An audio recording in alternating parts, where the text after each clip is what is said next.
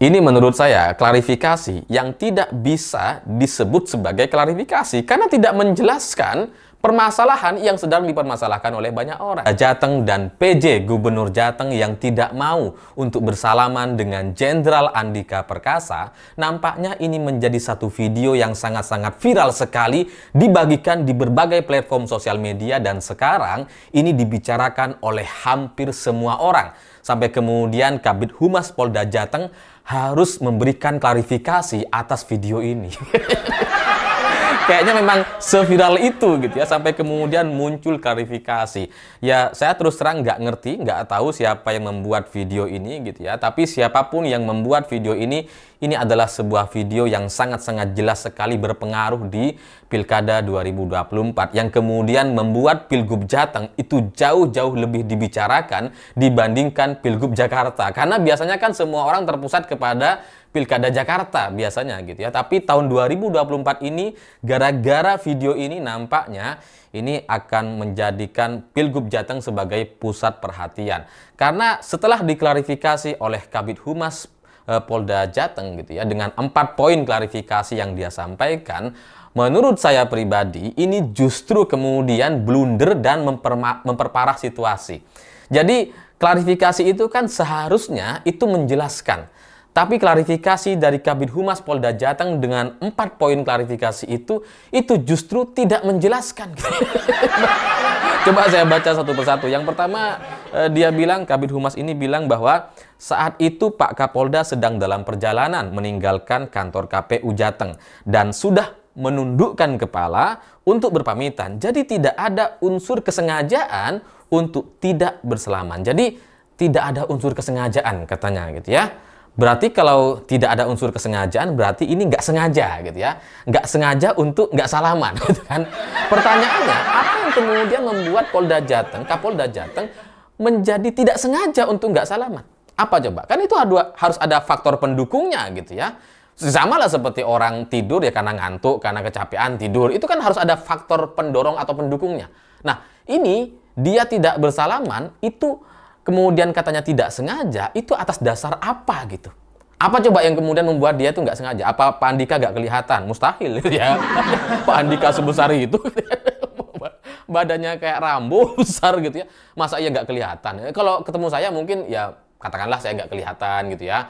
Karena ya mungkin agak pendek gitu ya. Terus kemudian ya agak kurus, nggak kekar. Ya mungkin kalau masyarakat biasa mungkin nggak kelihatan, bajunya nggak mencolok gitu ya. Bukan tokoh, bukan siapa-siapa. Jadi nggak sempet salaman atau nggak sengaja untuk nggak salaman. Itu masuk akal. Tapi Andika Perkasa ini Panglima TNI, calon gubernur Jawa Tengah gitu. Masa ia nggak kelihatan? Besarnya seperti itu, posisinya jelas seperti itu, dengan karir yang sangat luar biasa, pernah menjadi Panglima TNI. Apa ia nggak kelihatan? Nggak mungkin gitu. Kalau orang biasa wajar lah gitu ya. Kelewat tuh nggak masalah gitu. Ini Andika Perkasa ini. Jadi itu harus jelas gitu. Faktor nggak sengajanya tuh dari sisi yang mana? Itu nggak bisa dijelaskan menurut saya gitu. Sehingga alasan-alasan semacam ini itu tidak kemudian menyelesaikan permasalahan. Bahwa kemudian di video itu terlihat menunduk gitu ya, menundukkan kepala gitu ya, si Kapolda ini gitu ya. Iya memang gitu. Memang ada momen Kapolda menundukkan kepala terus berlalu gitu ya. Tapi masalahnya Pak Andika Perkasa udah ngasih tangan gitu. Orang berpamitan gitu ya, bisa aja sambil salaman. Oh, iya Pak, ya saya mau pamit ya Pak, pergi gitu. Ini dengan dia nggak mau salaman seperti ini, padahal Pak Andika Perkasa sudah memberikan tangannya gitu ya ke depan, dan kemudian dia tidak mau menjabatnya. Inilah yang kemudian menjadi titik permasalahannya. Itu sama seperti ketika saya misalkan bertemu dengan perempuan gitu ya, dulu gitu ya. Kalau dulu saya menganut keyakinan seperti itu gitu ya, ketika awal-awal keluar dari pesantren gitu ya, kalau ketemu dengan perempuan yang bukan muhrim gitu ya, ketika diajak bersalaman saya nunduk gitu ya, langsung pergi gitu ya. Itu kan tidak mau menerima jabat tangan, dan kemudian itu berdasarkan satu alasan. Nah, di momen Kapolda tidak menjabat tangan Pak Andika Perkasa, ini alasan apa gitu? Kan sama-sama laki-laki gitu kan, bukan soal mahram pasti ini gitu, bukan soal urusan-urusan yang tadi gitu ya. Dan kemudian tidak ada alasan yang logis untuk kemudian dia tidak bersalaman seharusnya.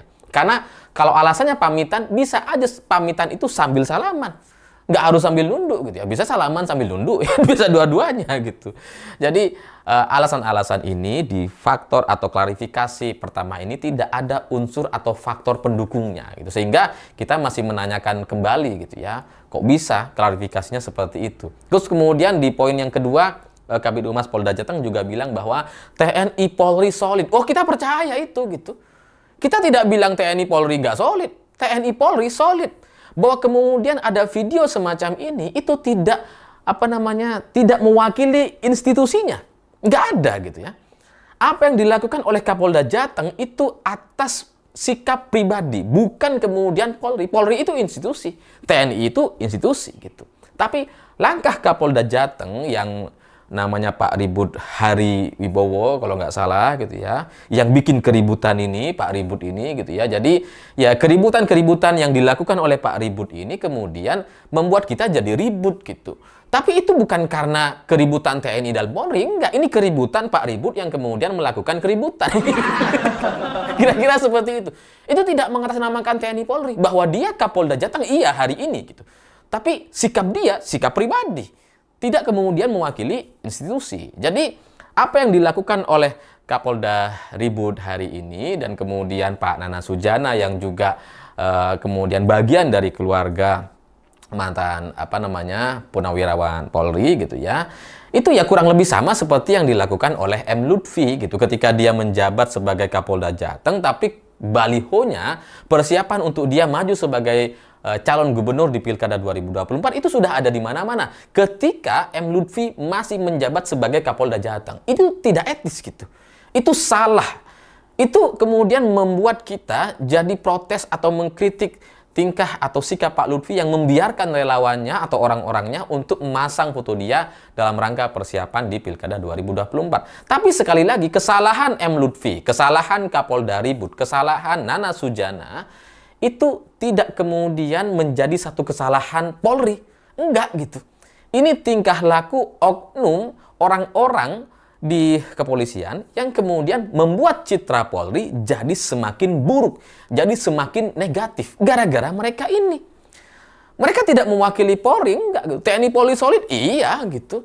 Tapi oknum-oknum inilah yang kemudian membuat keributan, termasuk salah satunya adalah Pak Ribut gitu kan. Jadi kalian itu, oknum-oknum inilah yang kemudian membuat citra polisi menjadi negatif. Itu sama seperti misalkan kasus Verdi Sambo atau kasus Rudiana di kasus kematian Vina gitu ya. Itu kan bukan kemudian menjadi kesalahan Polri, enggak. Itu sikap, tindakan oknum-oknum, pelaku, orang-orang di dalamnya yang kemudian membuat citra Polri jadi negatif. Jadi kalau klarifikasinya adalah TNI dan Polri solid, kita percaya itu. Tapi kalianlah yang kemudian, oknum-oknumlah yang kemudian membuat jarak, membangun jarak pemisah antara TNI dan Polri. Jadi ini ulah kalian gitu. Kalau kalian itu kemarin tidak ada ribut-ribut seperti ini, seperti yang dilakukan oleh Pak Ribut gitu ya, nggak ada isu ini gitu. Terus poin yang ketiga, Kabid Humas bilang bahwa ini sengaja di-framing oleh orang yang tidak senang dengan pilkada berlangsung damai, aman, dan nyaman. Loh kok bisa? Loh kok bisa yang disalahin framing? Gimana sih? Kalian yang bikin masalah, kalian yang tidak salaman gitu ya, lah kok disalahin framing? Kok nyalahin orang? Kalian yang nggak salaman. Kalau kalian salaman, nggak ada isu ini. Nggak ada framing-framing ini, nggak ada orang-orang menyebarkan video tadi gitu. Yang salah itu kalian, harusnya introspeksi, evaluasi diri gitu. Cermin lah gitu. Yang ngaca gitu. Ini kesalahan kalian loh, kok malah nyalain orang sih gitu. Justru karena Kapolda Jateng dan PJ Gubernur Jateng yang dua orang ini berada di waktu yang hampir bersamaan gitu ya, dan kemudian dua-duanya tidak juga menyalami Jenderal Andika Perkasa gitu ya. Inilah yang membuat situasi atau pilkada itu menjadi tidak nyaman. Kalau kalian salaman, aman ini. Jadi sekali lagi yang membuat nggak nyaman itu insiden ini gitu. Sikap atau keputusan Kapolda Jateng dan PJ Gubernur Jateng yang tidak mau menyalami Jenderal Andika Perkasa. Padahal orang di belakangnya, kalau nggak salah itu dari kejaksaan, kalau ngelihat dari bajunya gitu, itu salaman aja sama Pak Andika. Ya meskipun setelah itu dia juga pamitan gitu, tetap aja bisa salaman. Berpamitan itu bisa sambil salaman kok. Dan semua orang tahu itu. Jadi nggak bisa kemudian itu dijadikan alasan. Nah, klarifikasi yang paling lucu menurut saya dari Kabid Humas Polda Jateng ini adalah di poin selanjutnya, yaitu dia bilang bahwa di ruang transit itu Pak Andika dengan Kapolda Jateng dengan yang lain-lain itu sudah salaman dan cipika-cipiki katanya. Jadi mereka ini sebenarnya akrab, cipika-cipiki, salaman, damai, adem kok sebenarnya. Ini menurut saya klarifikasi yang tidak bisa disebut sebagai klarifikasi karena tidak menjelaskan permasalahan yang sedang dipermasalahkan oleh banyak orang.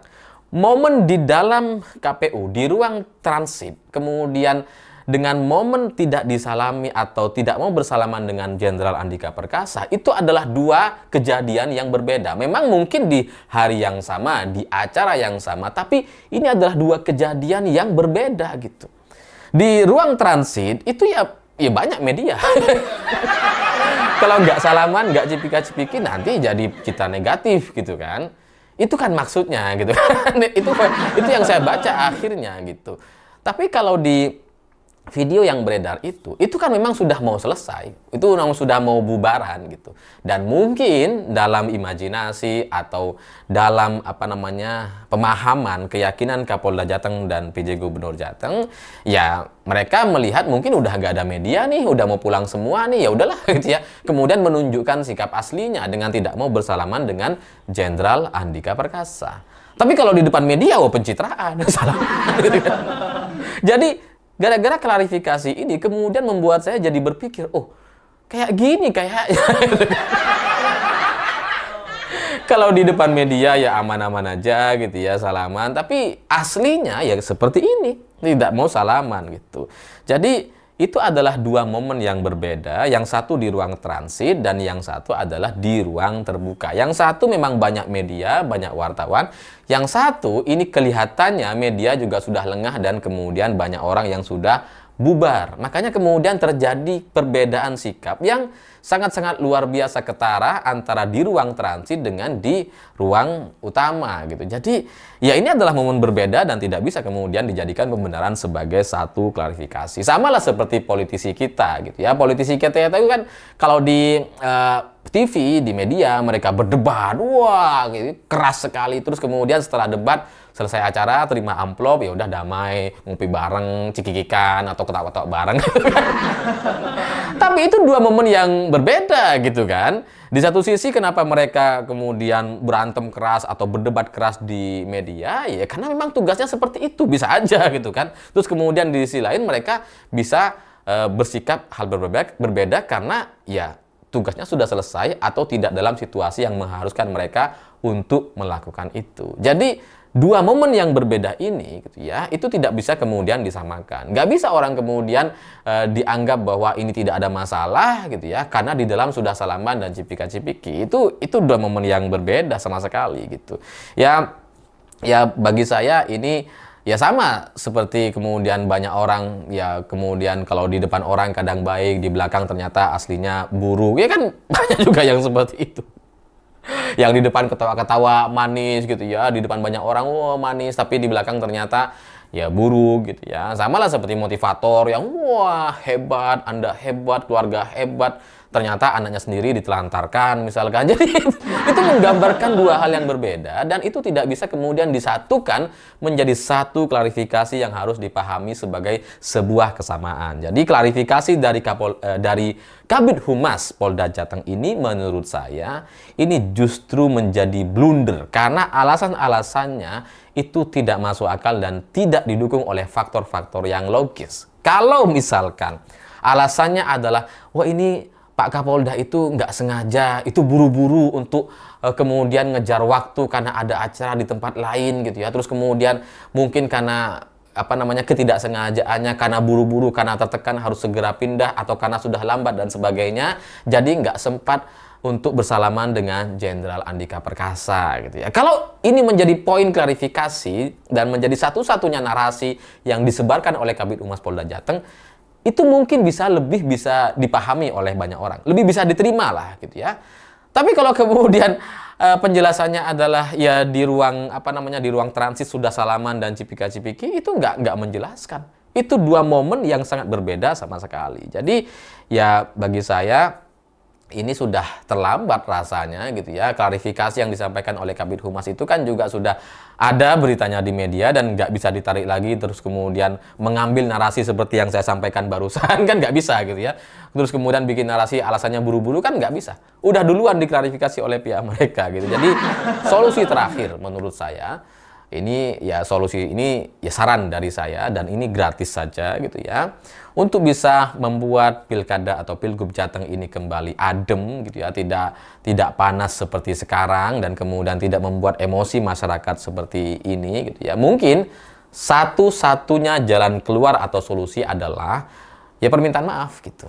Untuk kemudian membuat pernyataan dari pihak Kapolda Jateng memberikan pernyataan yang jelas dan clear bahwa Kapolda Jateng kita semua yang terlibat atau menjadi bagian dari keluarga Polda Jateng menyatakan bahwa di Pilgub Jateng 2024 kami memastikan bahwa kami tidak akan berpihak kepada M. Lutfi. Kami akan netral sesuai dengan arahan atau sesuai dengan prinsip di institusi Polri. Kalau ini disampaikan mungkin itu akan membuat adem gitu ya.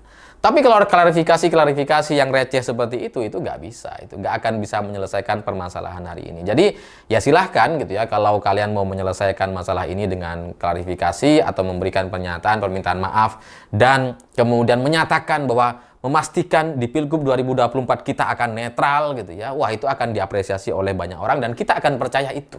Mungkin itu akan menurunkan tensi dan mungkin itu lebih bisa dipahami oleh masyarakat. Tapi kalau itu tidak berani dilakukan, tidak ada klarifikasi atau pernyataan sikap bahwa Kapolda Jateng akan netral gitu ya, ya maka selamanya isu ini akan menjadi satu fakta yang tidak terbantahkan. Karena dengan klarifikasi Kabid Humas Polda Jateng itu justru mengkonfirmasi bahwa itu memang benar-benar adalah Kapolda. Yang ada dalam video itu memang benar-benar adalah Kapolda dan PJ Gubernur Nana Sujana gitu. Ya, kalau dari videonya kan sebenarnya gitu ya, kita kan nggak ngelihat tuh, itu kan video dari belakang gitu ya, itu nggak kelihatan mukanya gitu ya, tapi kemudian diperjelas dan diedit oleh orang bahwa ini adalah Kapolda Jateng, yang tidak salaman ini adalah Kapolda Jateng.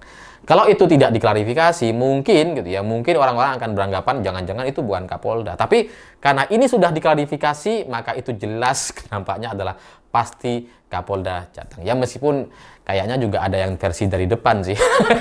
Tapi ya apapun itu bagi saya kita berharap agar pilgub atau pilkada di berbagai tempat tahun 2024 ini bisa kondusif dan aman dan